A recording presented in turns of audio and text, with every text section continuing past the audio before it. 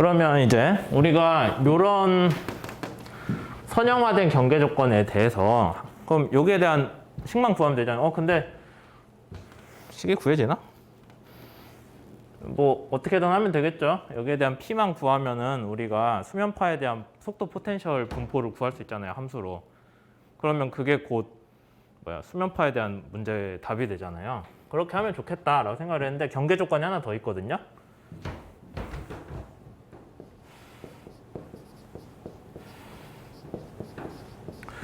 무한 원방이라고 해서 앞에 두 개는 y가 에타일 때 수면파 위치인데 얘는 y가 마이너스 무한대로 갈 때.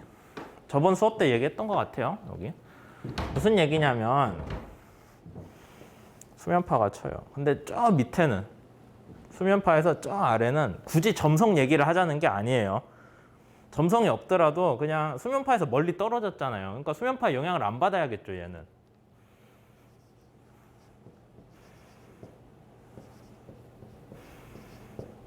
수면파에서 멀리 떨어져 있으니까 수면파 문제에서 영향이 0에 가까워져야 정상이잖아요. 멀리 떨어질수록 수면파 영향이 커진다? 그건 말이 안 되잖아요. 물리적으로 그럴 수는 없죠.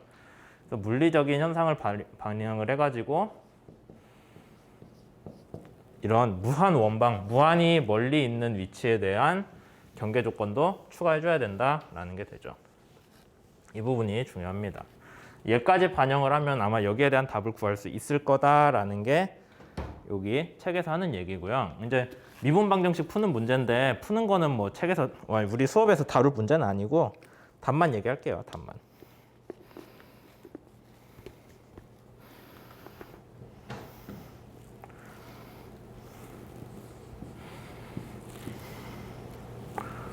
뭐 책에서 많이 설명을 써놨는데 그것까지 다 얘기할 시간은 없을 것 같아요. 우리가 선형화된 경계 조건이니까 y가 0에 가깝거나 y가 0이라고 가정을 해도 될 만한 상황에 대해 하는 거죠. 만약에 여러분들이 이렇게 얘기할 수 있어요. 아니 y는 에타라고 계속 얘기하지 않았냐. 근데 여기서 얘기하는 y는 0이라는 거는 벨로시티 포텐셜이 y가 0일 때 얘기를 하는 거예요. 이렇게 있으면 얘는 에타 맞아요. 근데 여기에서의 벨로시티 포텐셜들만 우리가 따져보자는 거예요. 여기서의 벨로시티 포텐셜.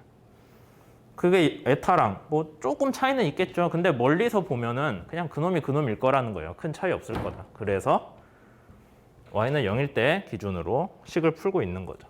얘를 풀면은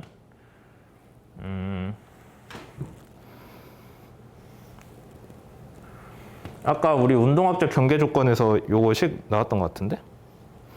아닌가? 어쨌든 써보자. 아 미안, 동력학적 경계 조건에서 나오는구나.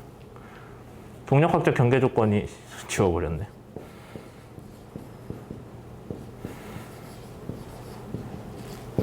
이거였잖아요. 근데 y를 0을 넣은 거예요. 그러면은 얘가 0이 나오죠. 0인가? 미안, 아니다. G 에타라고 나와야 되지. 큰일 날 뻔했네. 그러니까 y가 0이랑 y가 에타랑 계속 섞여서 쓰이고 있는데 멀리서 보면 큰 차이는 없긴 없다라는 관점으로 좀 마음에 안 들더라도 그냥 넘어가 주세요. 그래서 얘를 풀면은 만약에 우리가 푼다면은 k 오메가지. 푼다면은 앞에서 가정을 했던 거 있죠. 에타가 이 함수다라는 거. 그럼 걔를 집어넣어서 쟤 만족하면은 됐네 하고 넘어갈 수 있잖아요. 그러니까 정확히 얘기하면 풀었다고 볼 수도 없는 거죠. 앞에서 우리가 이거라고 가정을 한다면 이라고 시작을 했기 때문에 걔를 그냥 넣어서 요거 다 만족하는데? 그럼 다 됐네 정도로 넘어가는 거예요. 그러니까 사실 얘를 막 신중하게 다 푼다고 하는 거는 조금 그래요. 뭐 물론 처음 하는 누군가는 풀었겠죠. 저건지 몰랐던 사람 한 명은 풀었을 거 아니에요. 누군지 모르겠지만 하여튼 그 사람이 고생한 거를 우리는 쉽게 따라가는 거죠. 그래서 이렇게 썼고 그 다음에 이제 시간에 대해 적분할 수 있어요? 하면은 포텐셜 나오겠네. 여기 시간에 대한 항이 있으니까 적분하는데 오메가가 앞에 있네요. 그럼 오메가만 빼주면 되죠. 앞에 마이너스 얘 마이너스 엮이니까 그것도 지워버리고 그 다음에 얘는 어디까지나 뭐에 대한 거다? y는 0에 있을 때 얘기다.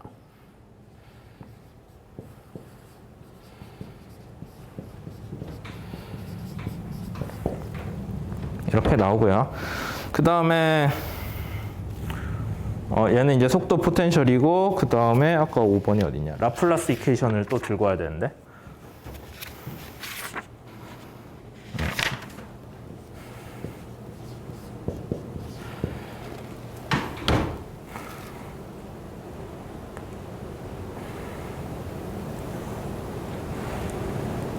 얘가 0이 될 수가 있나? 근데 해봐야 알겠죠.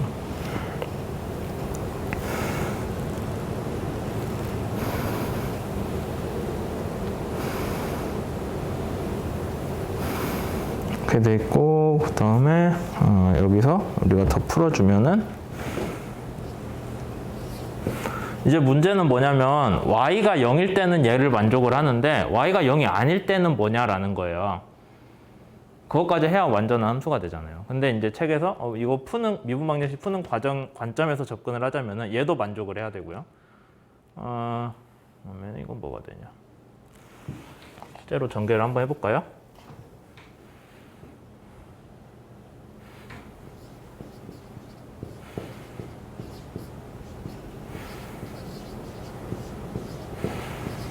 이거가 되는 거죠. 근데 안타깝게도 우리가 y는 0일 때밖에 몰라요. y가 0이 아닐 때는 뭔가 있긴 있을 거예요. 여기에다가 뭐 이런 식으로 뭐가 하나 붙긴 붙어야겠죠. 네. 여러분들 미분 방정식 푸는 방법 배울 때 이런 거 배우잖아요. 변수 분리돼 있는데 모르겠으면 무슨 함수 하나 넣는 거. 그게 이제 여기 들어가는 거고, x에 대해서 미분하는 거는 뭐 얘는 상관없죠. y에 대한 함수라고 가정을 했으니까 x에 대한 항만 2번 미분해주면 되는 거고. 어쨌든 이런 것들을 다 감안을 해주면은 최종적으로 어떤 식이 나오냐. 이것도 옛날엔 누가 고생해서 풀었겠죠. 우리가 굳이 그것까지 따라가려고 하진 맙시다. 시간이 없으니.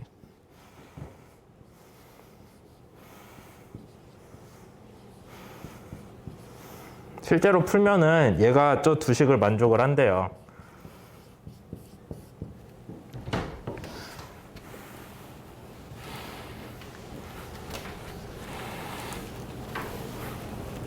이렇게.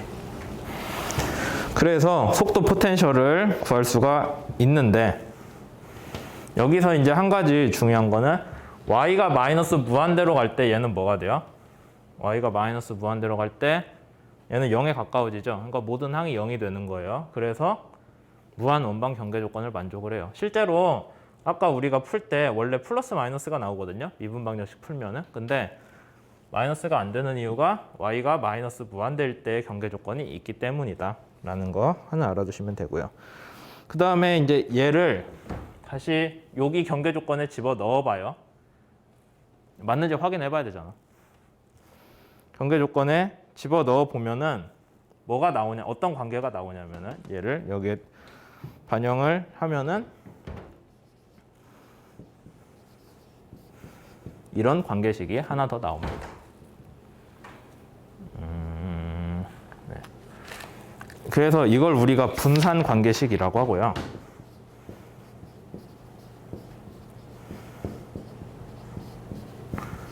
요거는 언제 적용되냐? 우리가 아까 선형화했죠. 그 다음에 수심이 아주 깊은 마이너스 무한대로까지 가는 그런 문제에서 무한수심이라고 하는데 실제로 진짜 무한일 필요는 없고요. 되게 깊이가 얼마냐? 파장의 한 반절보다 크면은 거의 무한수심으로 봐요. 그래서 이런 식의 식이 나옵니다. 이 부분이 아주 중요한데요. 분산 관계식만큼은 여러분들이 외우셔야 돼요. 이거는 아주 중요한 식이기 때문에 일반적인 수면파에 대해서, 우리가 선형화된 일반적인 수면파에 대해서 이런 식을 만족을 해요. 근데 저도 뭐 오메가 제곱은 GK로 외우기도 하는데 좀 더 자주 쓰는 게 오메가는 원 진동수고 그 다음에 K는 파수잖아요. 그래서 우리가 일반적으로 자주 쓰는 게 아니죠. 자주 쓰는 거는 람다하고 T의 문제잖아요. 걔를 여기에다가 이거 식에서 바꿔가지고 잘 풀어주면은 람다는 2파이분의 이런 식이 나오거든요. 얘가 1.56이에요. 숫자 써보면은. 그래서 람다는 1.56t 제곱이라는 식을 더 쉽게 기억해서 많이들 씁니다. 그래서 무한수심이고 그냥 선형화될 만한 파에 대해서는 주기의 제곱에다가 1.56을 곱하면은 파장이 나온다라는 거. 그냥 쉬운 관계식이죠. 뭐 앞에서 이것저것 다 하긴 했는데 사실 이 식은 여러분들이 그냥 머릿속에 넣어둬야 돼요. 언제든지 꺼내 쓸 수 있게. 뭐 이걸 유도하는 과정이야 책 보고 다시 한번 생각할 수 있죠. 근데 이거를 유도하는 과정을 또 다시 따라갈 수는 없잖아요. 결과가 간단한데 차라리 외우는 게 낫겠다라는 거죠. 뭐 이거 잘 정리하면 위상속도식도 나오고 그러거든요. 그러니까 알아두시면 좋고 이제 마지막으로 속도를 구할 수 있죠. 속도 어디 있어? 여기. 이거 속도 포텐셜식 나왔잖아요. 속도 포텐셜식이 나왔으니까 그냥 거기에 대해서 그레디언트를 구하시면은 속도 벡터가 나올 거다.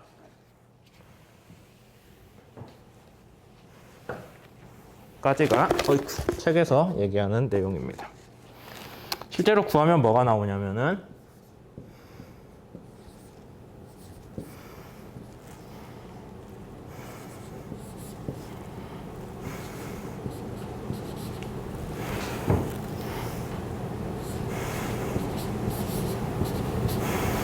이거 위상으로 바꿔서 표현한 거예요.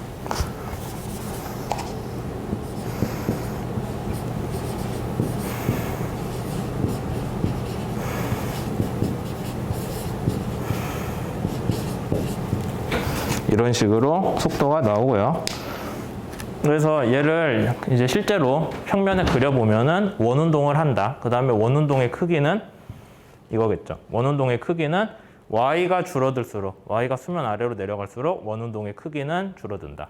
원운동이 지수함수로 줄어들기 때문에 수면 근처에서 운동이 크더라도 좀만 아래로 내려가면 운동이 급격하게 줄어들 거다라는 것까지 여러분들이 예상을 할 수가 있을 겁니다.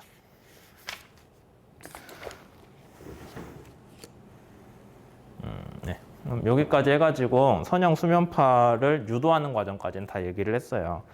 근데 이제 여러분들이 그 다음에 추가로 궁금해할 만한 내용은 그럼 선형화가 안 된 수면파는 어떻게 하나요? 정도가 있겠죠.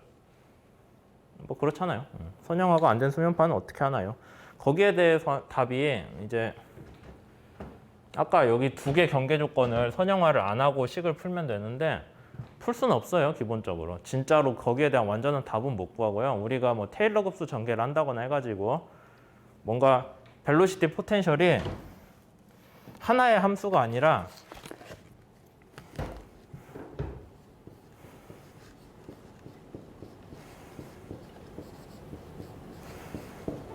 테일러 급수 전개에서 하듯이 이런 식으로 여러 개의 항의 다항식의 합으로 주어지지 않을까라는 관점에서 얘를 아까 그 두 개 운동 방정식에다가 집어넣고 푸는 방법이 있거든요. 그 다음에 이제 뭐 중첩을 하니까 얘도 이런 식으로 나오겠지. 아씨 n이라고 안 쓰는데 에타지.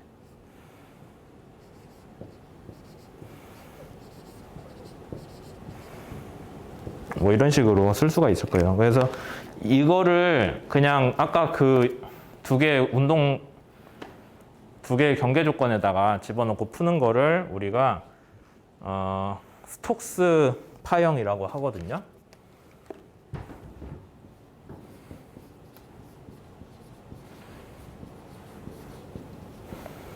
그냥 비선형을 통째로 풀려고 노력을 한 결과로 스톡스 파형이 있는데 거기에 대한 내용은 사이버 캠퍼스에 따로 스캔해갖고 올려놨으니까 관심 있는 사람 한번 보세요. 그래서 더 복잡한 실제 물리 현상에 더 가까운 파형은 당연히 스톡스 파형인데 우리 저항 추진이나 아니면 학부 수준의 수업에서 다루는 수면파는 그냥 선형화해서 풀어도 크게 달라지진 않아요. 그래서 그냥 그 정도로만 이해를 하셔도 충분하겠습니다. 분상관계식은 꼭 외워두시고요.